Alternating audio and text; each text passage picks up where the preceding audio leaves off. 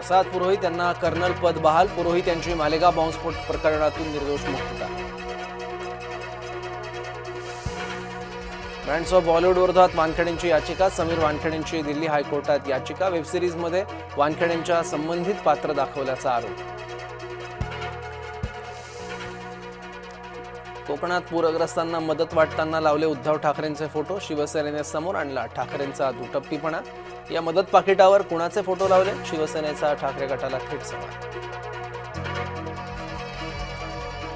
जातीचं खूळ मनातून काढा. अजित पवार यांचं वक्तव्य. बीडमधील दौऱ्यात बोलले अजित पवार.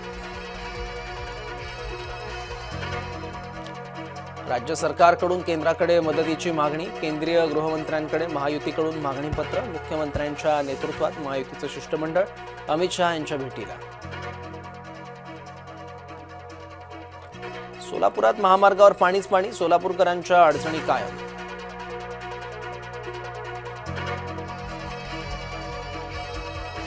बुलढाण्याचे पालकमंत्री हरवले. विरोधकांची बुलढाणा पालकमंत्र्यांच्या विरोधात तक्रार. मंत्री मकरंद पाटील आणि सहमंत्री संजय सावकारे यांच्याबाबत नाराजी. लातूरातून सुरू केला उद्धव ठाकरे यांनी दौरा. पूर आल्याच्या 3 दिवसांनी उद्धव ठाकरेंचा दौरा. आम्ही मदत मनापासून करतोय. मदतीचं पर्यटन नको आणि राजकारणही नको. उपमुख्यमंत्री शिंदे यांची उद्धव ठाकरेंच्या दौऱ्यावर टीका. उपमुख्यमंत्री अजित पवार पोहोचले बीडमध्ये. पुराने उद्ध्वस्त शेतकऱ्यांशी साधला संवाद. पंढरपुरात पुराने घातलं थैमान. महिलांना याची खास करून बसली झळ. निकष न लावता सरसकट मदत देणार. मुख्यमंत्री देवेंद्र फडणवीस यांचं आश्वासन. बंधाऱ्याचे दरवाजे न उघडल्यानं पूरग्रस्त धाराशिव इथं संभाजीराजे यांचा पाहणी दौरा. संभाजीराजे छत्रपती यांचा दावा. मुंबईच्या पोलीस आयुक्तांना कारणे दाखवा नोटीस. महिला पोलीस अधिकाऱ्याला तिचा उद्दामपणा भोवणार. राज्य मानवाधिकार आयोगाने बजावली नोटीस.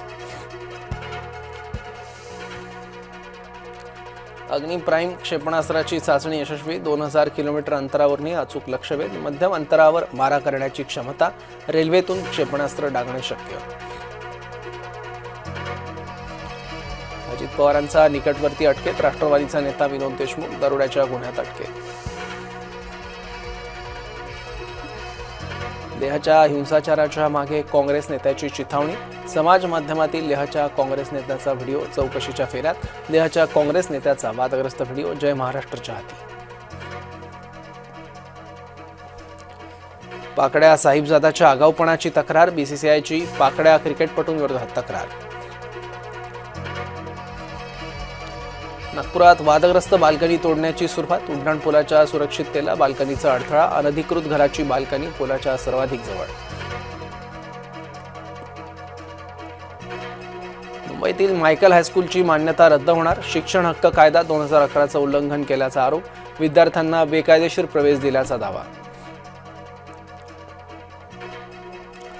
ज्येष्ठ साहित्यिक SL भैरप्पा यांचं निधन. वयाच्या 94व्या वर्षी घेतला अखेरचा श्वास. हृदयविकाराच्या झटक्याने मृत्यू. दंगलग्रस्त लेहमध्ये संचारबंदी. बुधवारच्या दंगलीत 4 जणांचा मृत्यू. लडाखला पूर्ण राज्याचा दर्जा मिळावा म्हणून आंदोलन.